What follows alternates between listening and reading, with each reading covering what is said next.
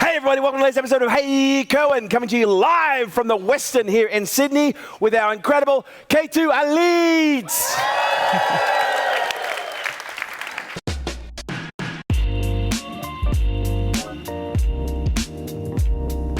To my right, I have my sidekick Matthias Holmbohm, also known as the Swedish Doctor.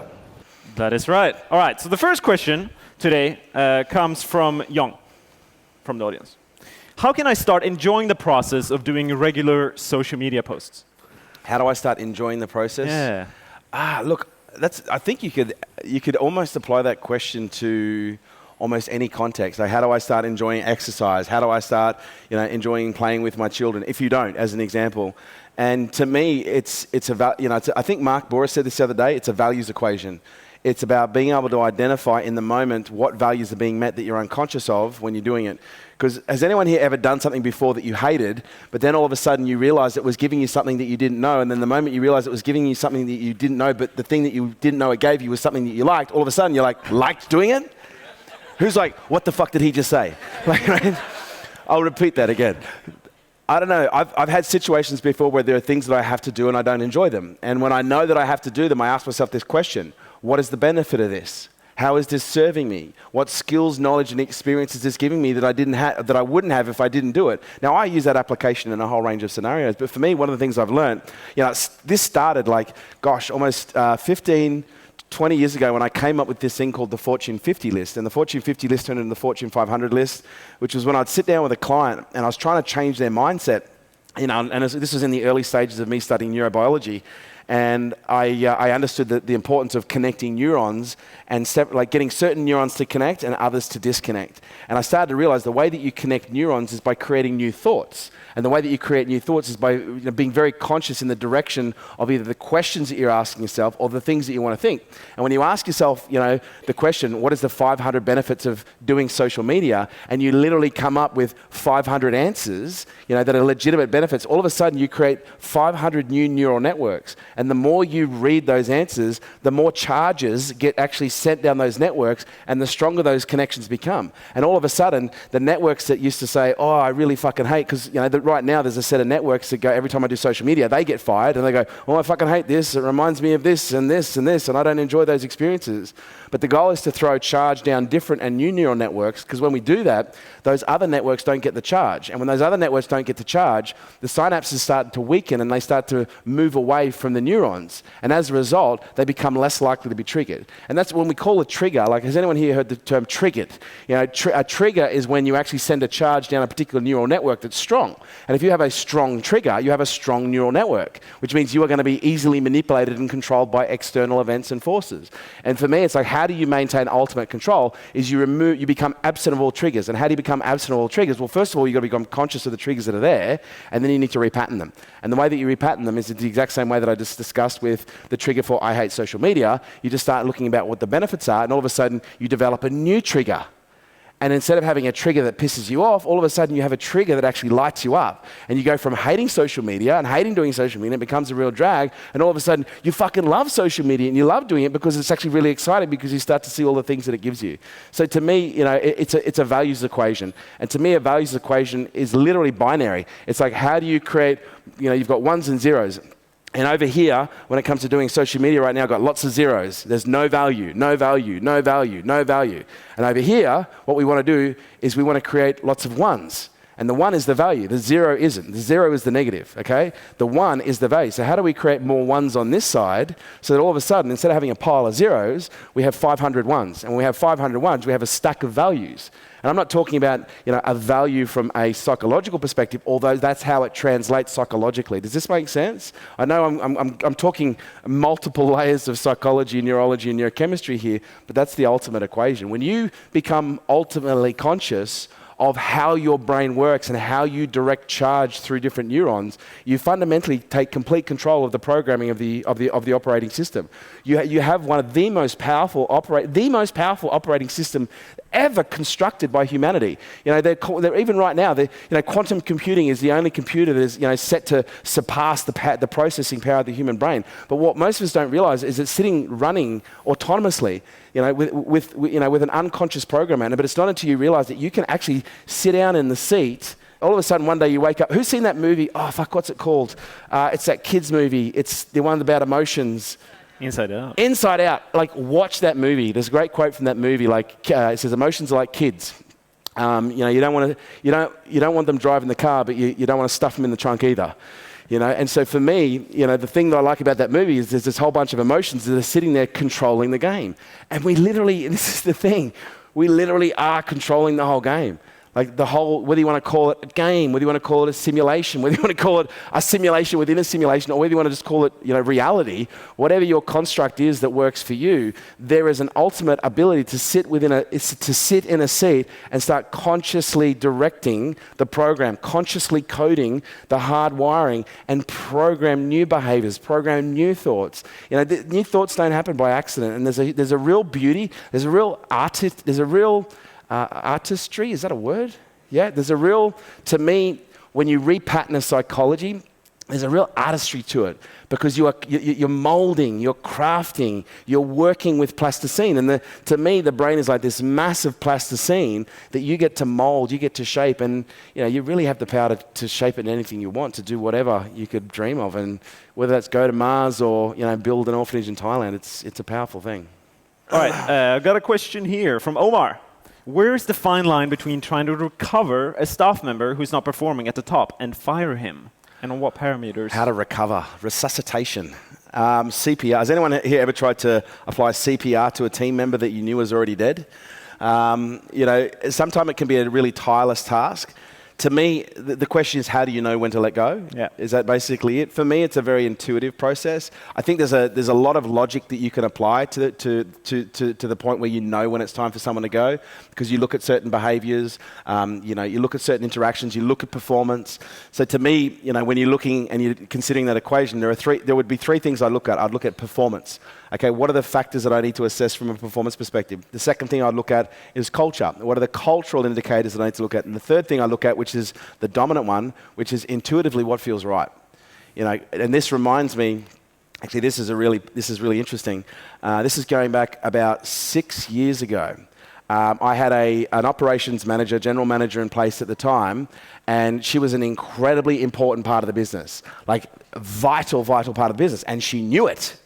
And it got to the point where she started abusing that power, where she started, threatening and implying and, becoming. Has anyone ever had that experience before where you have a really valuable team member and they start to work it out and they start throwing their fucking weight around?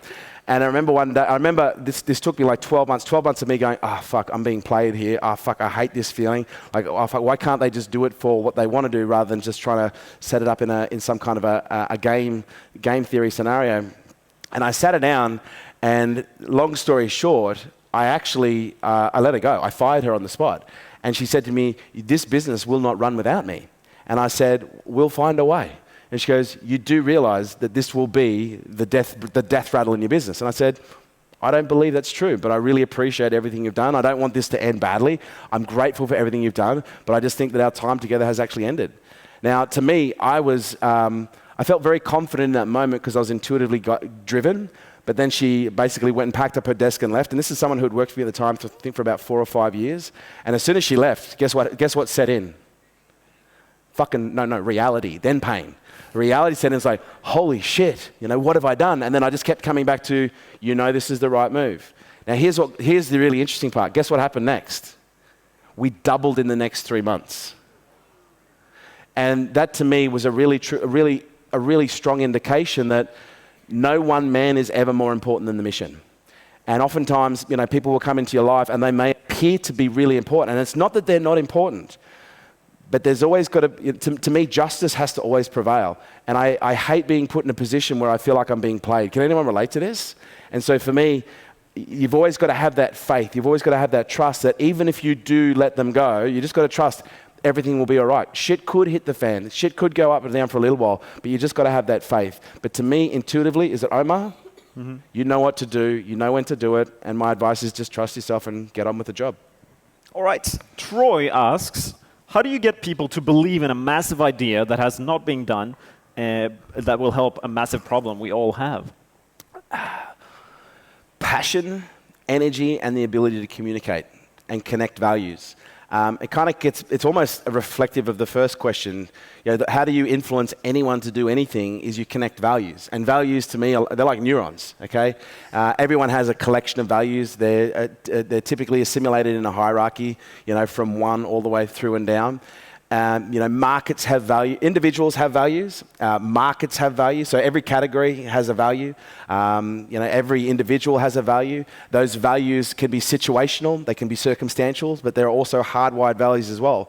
But the way that you influence anyone at a very high level is by understanding who you're speaking to. And when you understand who you're speaking to and you understand what's important to them, then you communicate your ideas and your solutions in a way that connect those neurons together. How do I actually create, and this is, by the way, this is great for you guys from a marketing perspective. It's like, how do I communicate my message in a way which lands with the values of the market? Because if you can communicate to the values of the market, all of a sudden, guess what they're going to be? Interested. But if you don't communicate, because has anyone here ever been in a networking or you've been to an event before and someone starts talking to you about something that you have no idea about, that you have no interest in whatsoever? Has anyone ever been in that situation? What happens literally in the first 10 seconds? Who fucking checks out and starts looking for the door? Because there is no value, there's no value association in there. So as a result, you place no your reptilian brain places no importance, because there's nothing exciting, there's nothing new, there's nothing that's connected to anything that's important to you. So your brain literally shuts down and diverts power. So to me, what you want to do is you want to be communicating in a way that lights the brain up. And the way that you light the brain up is by communicating to the values that have been pre-wired and organized in the brain of the individual that you're communicating to, or the market at large. And if you want to do this surgically, then you sit down and you get to know the person that you're communicating with. If it's a team member, you get to know them. You find out what is important to you, what are the most important things to you. And do you know how you find out what someone's values are? You say, so what do you do with your spare time? It's a great place to start. What are the things that are most important to you? If you could have all the money in the world, what would you do with it? Where would you like to see yourself in the next 10 years? Okay? So tell me, what are the things that you do when you do them? You lose time and space. What do you fantasize about? Okay, maybe don't ask them that, but you get my point. Like, what are the things that you think about on a regular basis? What are the things that when you are engaged in talking about them that you light up like a Christmas tree? Like, what are the things that are really important to you? That, to me, is the best question. Like, what's important to you? What are the things that are important to you in your life right now? And they will, all you got to do then is just shut up and listen, and they will just start telling you what their values are. And then all you got to do is just connect the dots. I've got this is what it does. How will this make this value better? If you find out that family is an important value, it's their top value, you would be asking yourself the question: how does my flask give this lady greater quality of time with her family? Well, first of all, sorry, what was your name? Yvette. Yvette drinks 3 cups of tea every morning before 9 a.m. And every time she cooks a cup of tea. That's how fucking good I am at making tea, right? I cook tea. Every time she makes a cup of tea, it's going to take anywhere between 3 to 6 minutes. Let's just say it takes between 3 to 6 minutes. This flask actually contains the contents for 3 cups of tea and can keep it warm for up to 4 hours. So as a result of you using our flask, Yvette, not only will you be able to save about 3 6s are 20, 6 are 12, 18 minutes a day, you'll be able to take those 18 minutes a day and actually spend it with your 8-month-old son that you absolutely adore, that you want to spend more time with before you take him to daycare, before you head off to work. Is that something that's important to you? It is $493. But do you guys get my point, right? It's about how do we connect the neurons? How do we connect the values? And, if you can do that, to me, influence, there was a great Russian, she was like a very historical figure. I can't remember what her name was, but she was a great ruler. I can't remember if she was a dictator or not, but I remember this quote. Catherine who? Catherine the Great. And someone once asked her, how do you wield so much power? She says, I don't wield my power. I just get those to do that which they would already do. I'll say that again. I just get those to do that which they would already do. What do we already do? The things that are important to us. How do we get people to do what we want? Show what we want them to do is something that is important to them. That is what they will do. Does this make sense? If you can grasp that concept, you will become powerful beyond measure as a communicator and influencer, because that's ultimately the highest form of communication, is the alignment of what's important. Wonderful. Next question is from Karen. Karen? Yes. Rhymes with Marin. It does. As business owners, how can we prepare for the next financial crisis that many predict is on the way? Yeah, okay, great question. I'm in two minds. Like, I'm kind of blessed and cursed in the same sentence with this. My dad, for a good period of his life, was one of the top economists in the world. Whenever we get together, we talk economics. But I also am looking at what's going on at large. Now, what's interesting is they've been predicting a major meltdown for quite some time. And it's only and the indicators have been there for quite some time, but it's only now that there is a real momentum. And what's interesting is most economists that you speak to, they'll say, well, look, on one hand, all the indicators are there. But on the other hand, there's every possibility that, we could just keep printing money and et cetera, et cetera. It's very hard to find a one-handed economist. Does this make sense? Which is someone, because what do you think every economist is trying to do? They're trying to fucking hedge because they don't want to be wrong. Okay, because if they say, well, on one hand it could go this way, but on the other it could go this way, and no matter which way they go, see, I did say it could go that way. And economists, as I've learnt with my dad, they fucking love to be right. And so as a result, they often have two hands, which in theory is very helpful. But my personal belief is the potential for an economic meltdown at a global level is very high. The trade war that is going on right now between the US and China, it certainly has the potential to trigger some kind of economic event. If there was to be some kind of a skirmish in the South China Sea, that has the power to trigger some kind of a financial event that could create. Because right now, it doesn't take the world. In my opinion, on one hand, there are many economies around the world that are appearing to do well, but they're doing well fundamentally at a visual perspective. So to me, I think it's not too far to fathom. On the other hand, that it would take a very small event to trigger a chain reaction. So the answer to the question is stockpile cash, okay, or gold. But my advice is stockpile cash. Now is not the time, in my opinion, to be investing in property, although if that's what you do, please, by all means, go ahead. In my opinion right now is you should be working your absolute tail feather off, okay, to be increasing the revenues and the profits of your business, and you should be putting it in a war chest, okay, and you should be sitting there and have this war chest ready, because when that meltdown comes, and it's got to come, historically, it always does. Okay, I don't think we're ever going to reach the age where we have universal income and that we will see anyway, and all markets are stable and all connected and correlated and symbiotic in many respects. What I believe when it happens is there will be the next generation of major wealth that will be created. Every economic downturn produces enormous levels of wealth. Because what happens is when the stock market goes belly up, when the property market goes belly up, those with liquidity, those either sitting on gold or those that are either sitting on cash, they just swoop in and they buy these assets that were, these shares that were at $700, and they come in and they swoop them, they get them for $70. They get these, in some respects, there are some people that literally sit there and wait for, $8 million properties to fall in value to $2 million, and they sweep in and they buy it for cash. And then they go and park themselves in it, or they park one of their kids in it, and 4 years later they then sell it again for $8 million, okay, and they've got no capital gain tax, they've just made a clean $6 million.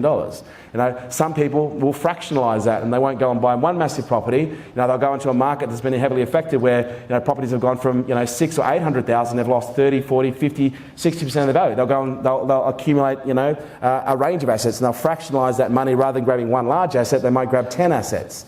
And those assets will rebound, because when things crash, they always rebound.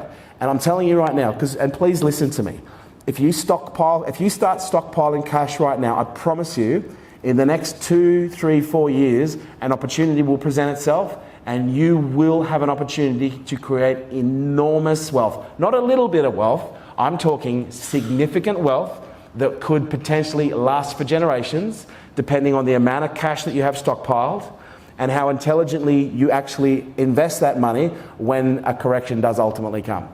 So for me, my answer is cash. And so my advice is work hard, be smart, avoid the fancy things, go camping. If you want to have a nice holiday, go camping. Some of the most incredible holiday spots that you can see around this country are in $5 a night camping sites, and if you really want to, you can get yourself like a really pimped out tent. You can.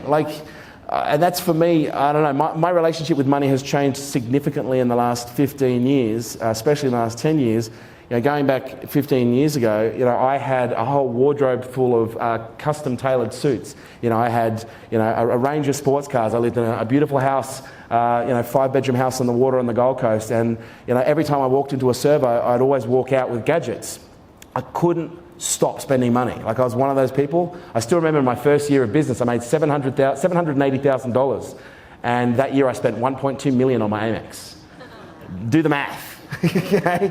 Okay, it didn't equate well. Whereas now, you guys see how I dress. And I have a stylist. I dress like a bum. And I look, you're like, yeah, I can't have a stylist. I actually have a stylist.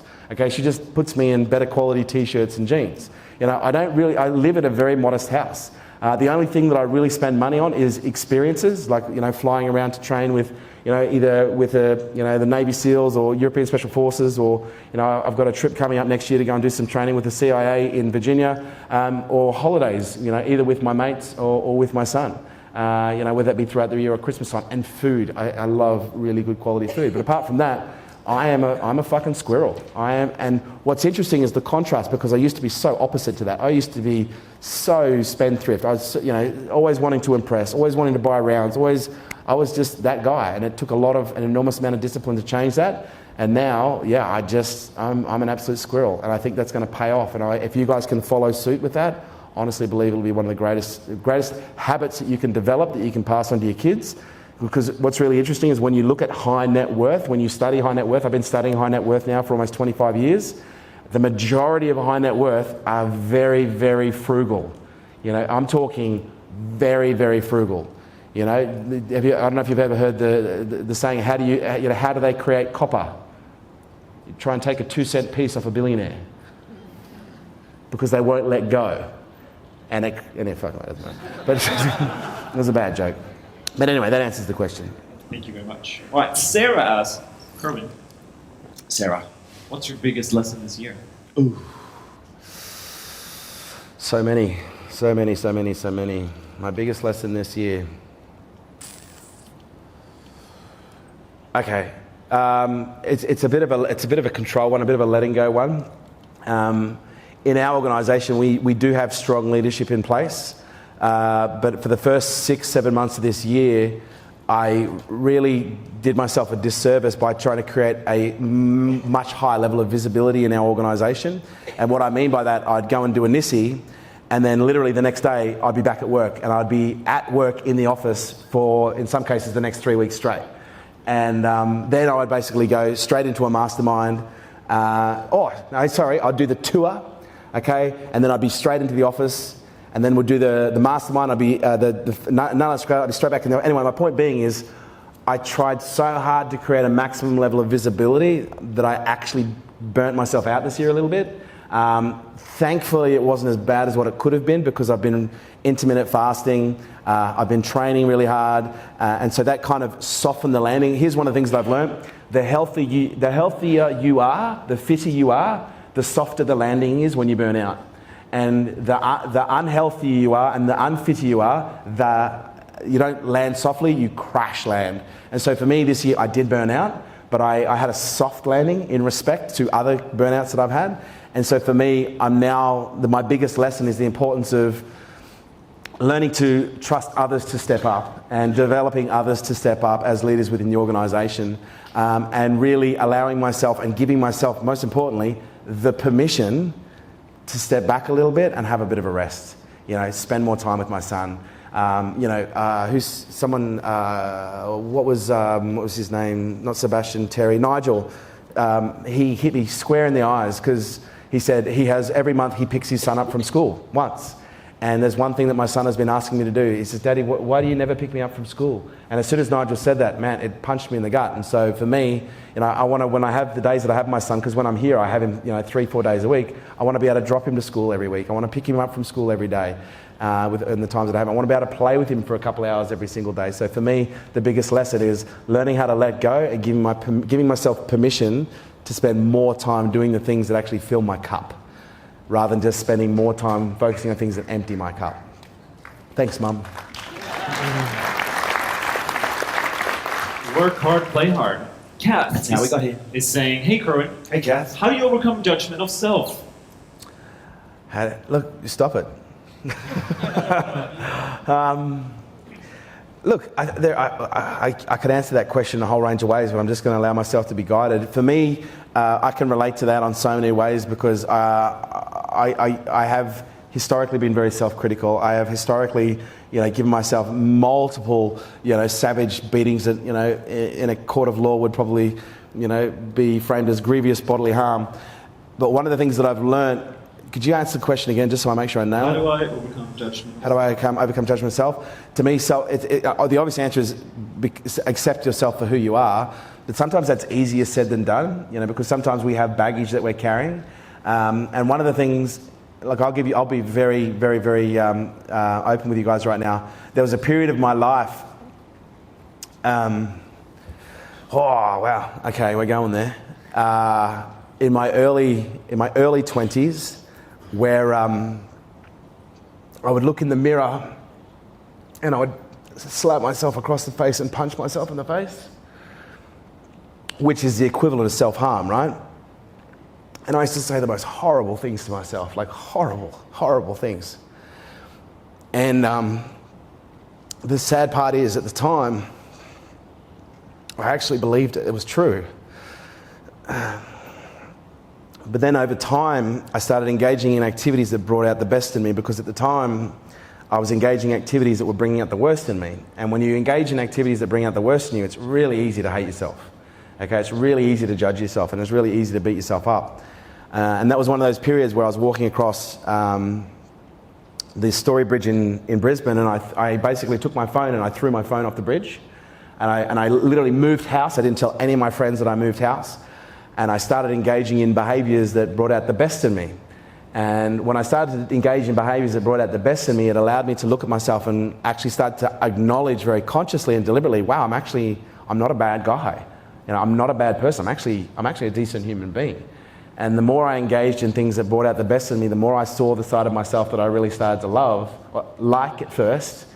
I almost had to start dating. It sounds really weird. I almost had to start dating myself. So at first I had to get to know me again in a different context, because the context that I knew myself in initially I didn't like me.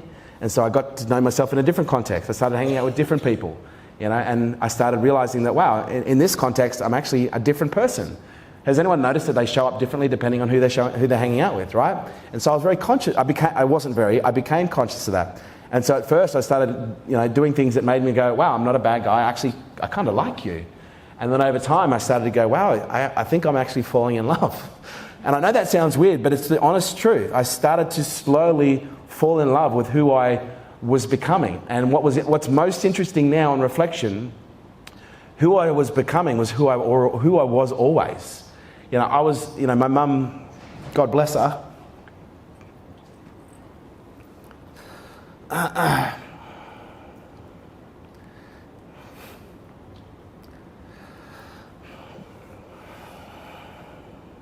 she used to call me her happy chappy. Happy little chappy. Because I was always happy. I was always smiling. Nothing could ever get me down. I would bounce back so quickly at everything. And then I basically reached puberty.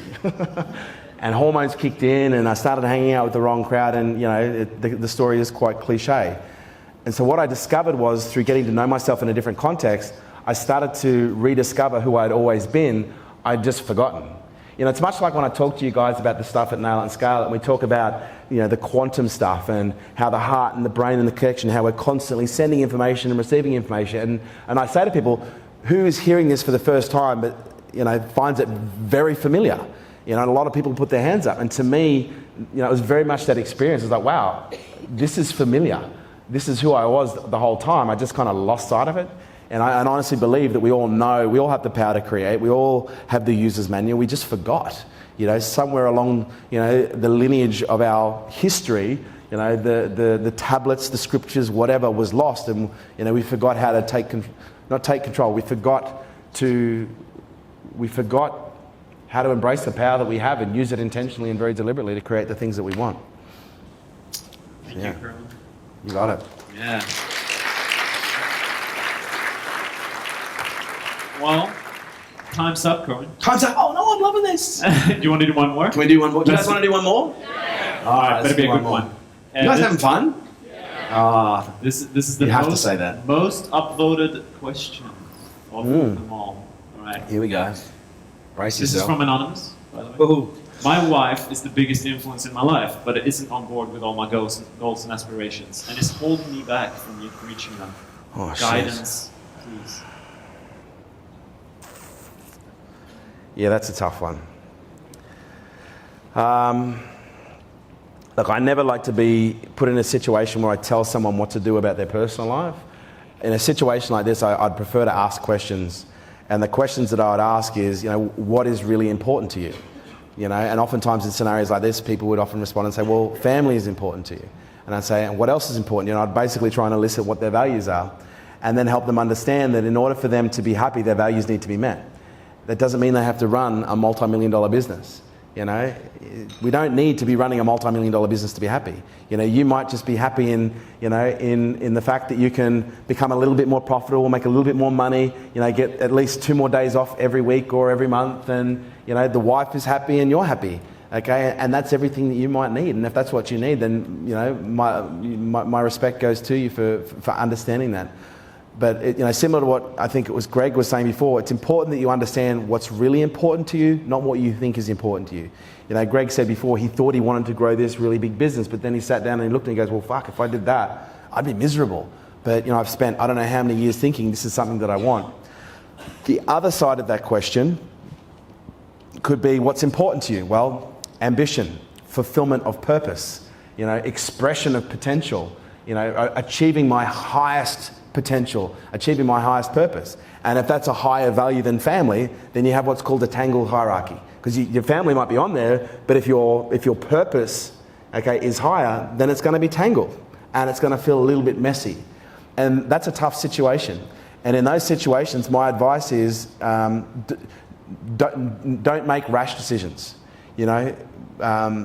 Sit down and communicate very openly and ask questions and find out what's important to your partner. Because this could be a wife or a husband. This could be your boyfriend or your girlfriend. This could be your daughter or your son. It's a relationship. It's within context of a level of intimacy. And when you find out what's important to someone, then you have the ability to be able to influence their perspective by showing them what it is that you're doing and how what it is that you're doing may be able to fulfill what's really important to them, but they just couldn't see that. It's like connecting those neurons. It's the values equation. There might be the potential in this scenario where what you're pursuing, Anonymous, is the very thing that will allow your wife to have what it is that she's always wanted. But you've never sat down and had the conversation and communicated that in a way and explored what's important to her, what her dreams are, what her ambitions are, what lights her up, what's important to her, and then actually been able to connect the dots and go, well, actually, if we're actually able to do this, if you can actually support us, we together on this journey, then that's going to enable us to do this. And if we can do this, what's going to be the benefit to these things that are important to you? And I'm not kidding. Like I've had clients that have gone through this process and literally the partner's gone, holy shit. And they've done a complete 180 on the spot, and all of a sudden, the biggest anchor has all of a sudden become a jet propellant. Well, what are we doing sitting here talking about this shit? Get out and do the work. It literally can be that fast. Sometimes it's not. I don't want to paint this magic pill scenario because, one of the things that I've learned about marriage, with the one that I've had is, it's tough. And it's not just marriage. Being a boyfriend or a girlfriend is hard. Being a parent is hard. Being a son or a daughter is hard. Being a niece and a nephew, maybe not so much, but you get my point. Relationships are difficult. And the more openly we communicate in a neutral way, based on compassion and understanding, the greater potential we have to connect the things that help us relate. It was Stephen Covey who said, seek first to understand in order to be understood. Because right now, Anonymous, you might feel very misunderstood. Okay, but you don't understand you may not understand what's important to your life, to your wife, to your partner. So if you seek first to understand what's important to your partner, then you might feel understood, and she might understand why it is that you're pursuing what it is that you do. And that to me, the greatest gift is understanding. When you have you don't need agreement, you don't need compliance. I don't want to sit down with every single person and say, yeah, I completely agree with everything you say. But the greatest gift that I think you can get in any two-way communication, say, you know what, I absolutely completely don't agree with you, but I understand where you're coming from. That to me is the greatest level of respect. The greatest level of respect that you can give someone is putting yourself in their shoes to understand them. You don't have to agree, okay? You don't have to comply, but if you can understand, that is empathy. And empathy to me is a substance that is more valuable than gold. And we have this alchemy within us. When you seek first to understand and you create this ability to be understood, that to me it's like liquid gold. And when you can create that gold in your life, yeah, a lot of other areas of life become a lot easier. So I hope that helps, Anonymous, but good luck on your journey. Thank you all. Ladies and gentlemen, that was the latest episode of Hey Kerwin. If you've got a question, please hashtag Hey Kerwin on Twitter, Facebook, Instagram. Or just join K2. Or just join K2.